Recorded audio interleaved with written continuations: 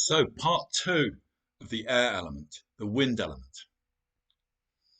I was just starting to talk about perspective, and I'll come back to that because perspective being the key word for this air element, this wind element. I want to say a bit about symbolism because there is so much symbolism in this medicine wheel, and you can get lost in it. You can get lost in lists, and you can get muddled about which belongs where. And of course, well, there's different wheels um, with different systems. With chaos, we're standing kind of to one side of that and drawing on that, being inspired by that. But the essential thing about symbolism is to remain close to it, to see why it's there, not just list it off and go, oh, right, here's the north, it's air, it's old age, it's winter, yeah, it's the buffalo, it's all these things. It becomes this list. And then we move away from experience into the mind, and which the mind, of course, has its own function in being able to do that. But we need to stay close to the experience because that's where we transform. That's where we're living. That's where we're truly alive, is when we're in our experience, in our body, in our hearts. So with the symbolism, you need to have not just an understanding, but a feeling of why it's there. So I'm just going to go quickly around the wheel with just a few of the basic correlations. So fire. Well, that is the sun. That's obvious. That the sun is, in a way, our main experience of fire. So stay close to your experience of the sun. And it rises in the east. It begins. So that's why the east is fire. And it's also birth, because that's where life begins, because that's where the day begins. Yeah. So you can see how all these things tie together. And it's spring. Yeah, it's associated with spring because that's the beginning of the year. That's when new life bursts up. Yeah. So all this in human life around the experience of the sun rising at that particular place. And then we move to the south. And the south, well, the sun, if you live in the northern hemisphere, it's kind of in that direction. Yeah. When you have summer, you want a south facing garden. That's when you get the fullness of life. Yeah? And that kind of fullness of life is the child. Yeah? Because the child just plays. The child is just full of life in a way that we forget to as adults. Yeah? So, childhood and spring. And it's water. Water in the south, because water is feeling. The child is full of feeling. The child just does what they want. And they're very quick to feel. And then it all drops again. And they move on to the next feeling. And they live from that feeling. And that is very much the way of water. It's kind of contained, but it moves and it has currents in it and it changes. And then we move to the west. Oh, I forgot to mention, in the south, rain. Rain is maybe one of our main experiences of water. So stay with rain. And then in the west, soil as our experience of the earth, which is a slight abstraction in a way.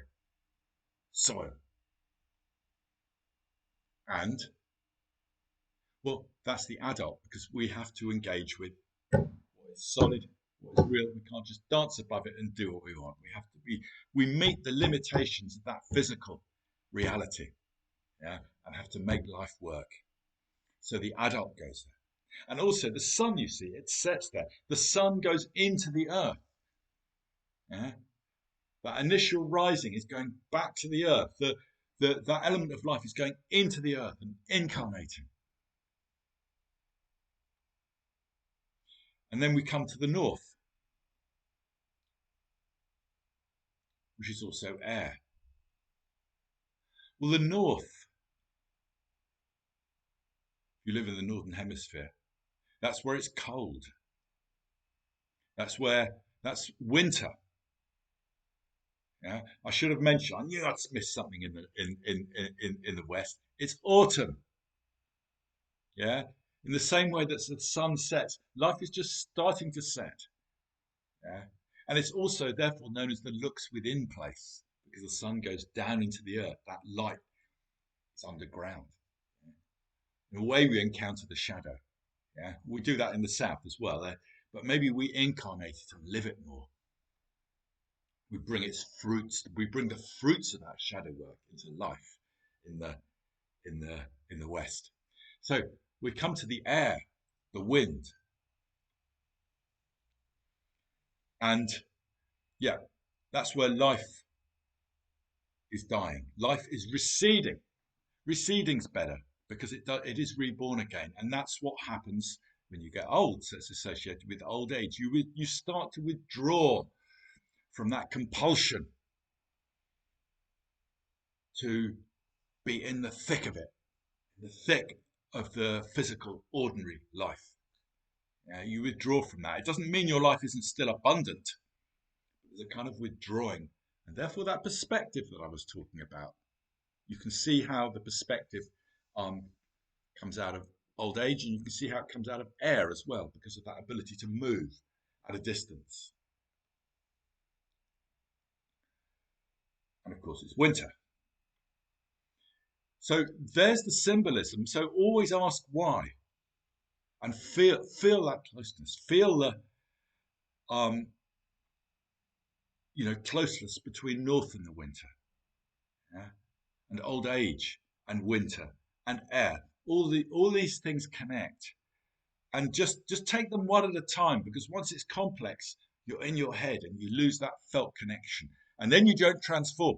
It's just knowledge, yeah. It's just information, which of course has its place, but the place of information is something we can carry into our hearts and carry into our experience, and we generally need to keep it one bit at a time and feel it. In some ways, even the medicine wheel's pushing it a bit. It's got 4 bits to it, but the unconscious can deal with that. When it gets to 8, you probably need to know it really well, really have it second nature. 20, blimey, yeah, the 20 count you get. I don't know how much the unconscious can deal with that. Well, I don't want to underestimate the unconscious either. So that is a bit about symbolism, appropriate for the North, because we're considering an idea here, and which is the North. And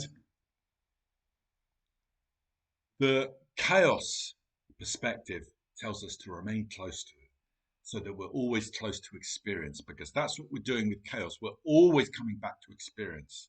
We're not the vicar who knows the Bible backwards. Yeah?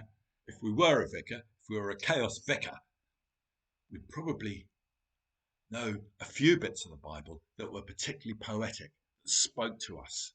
And we could take that piece of poetry and we would just spontaneously speak at length from there, because our feelings and our imagination are engaged.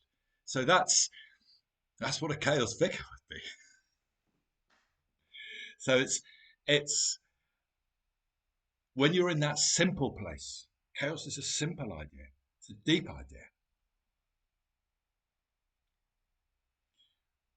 Right. Haul myself back to perspective now, towards the end of this video.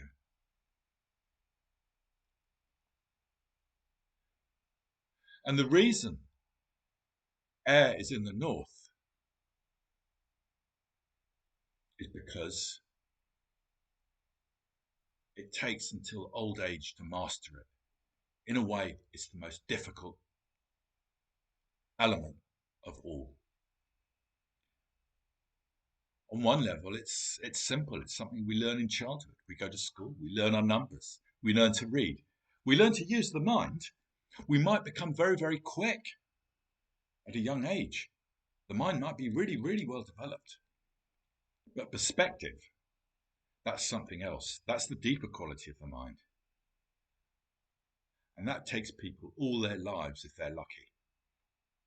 There's an old saying, a man convinced against his will is of the same opinion still. And it's a well-known research finding that people make their decisions on an emotional basis.